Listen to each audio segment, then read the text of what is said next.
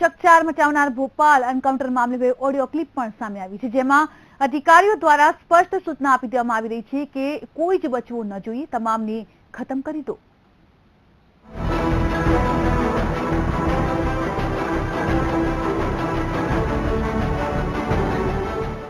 Bhopal central જેલમાંથી 8 આતંકીઓ ફરાર થયા બાદ દેશભરમાં ચકચાર મચી જવા પામી છે।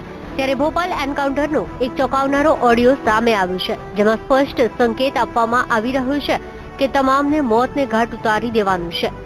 જાણે પોલીસ અધિકારીઓએ પહેલેથી જ તમામ 8 આતંકીઓને મોતને ઘાટ ઉતારી દેવાનું મન બનાવી લીધું હોય તેવું લાગી રહ્યું છે।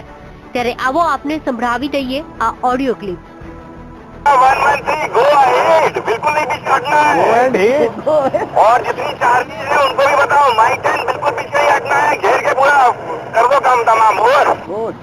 सिग्मा 122 फायरिंग चालू हो गई इधर से भी मारेंगे वही प्रॉपर पोजीशन लेके स्टेज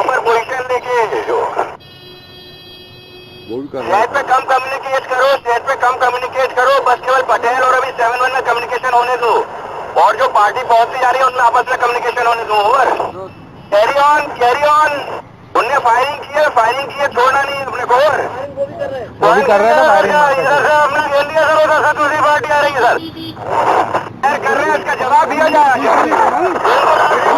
हम लोग एक तरफ से हमें वो लोग आ रहे हैं सामने वाले अपने, मतलब पोजीशन ले लेना ताकि एक दूसरे में कोई क्रॉस फायरिंग ना हो, थोड़ा वो जमा लो। बिल्कुल 4-5 मर गए, 5 को गोली लग गई भोपाल पुलिस ग्रुप में। चलो शाबाश, कोई दिक्कत नहीं है, हम लोग पहुंच रहे हैं।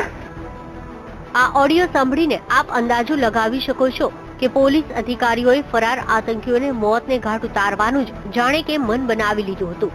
જો કે હાલ આ એન્કાઉન્ટર મામલે હાઈકોર્ટના રિટાયર્ડ જજ એસ.કે. પાંડે તપાસ કરશે, તો મુખ્યમંત્રી शिवराज सिंह चौहाने પણ ન્યાયિક તપાસના આદેશ આપી દીધા છે। हाँ ठीक है, कुछ तथाकथित लोग जो है पुलिस का मनोबल गिरा रहे थे, उधर आर्मी का मनोबल गिरा रहे थे, और इसलिए मध्य प्रदेश सरकार ने कहा कि ठीक है, न्याय की जांच भी हम करा सकते हैं, और माननीय न्यायालय के रिटायर्ड न्यायाधीश के अध्यक्षता में इसकी एक जांच कमेटी के लिए माननीय मुख्यमंत्री जी ने आदेश दिए हैं। બીજી બાજુ આ એન્કાઉન્ટર મામલે વધુ એક માહિતી એવી જાણવા મળી રહી છે કે ભોપાલ જેલમાં જ્યારે એન્કાઉન્ટર થયું ત્યારે ઘણા પોલીસ અધિકારીઓ વીવીઆઈપીની સુરક્ષા વ્યવસ્થામાં હતા, ત્યારે આ બાબતે પણ સવાલો ઉભા થાય છે। જો કે સમગ્ર ઘટનાની તપાસ બાદ શું સામે આવે છે તેના પર સૌ કોઈની નજર રહેલી છે।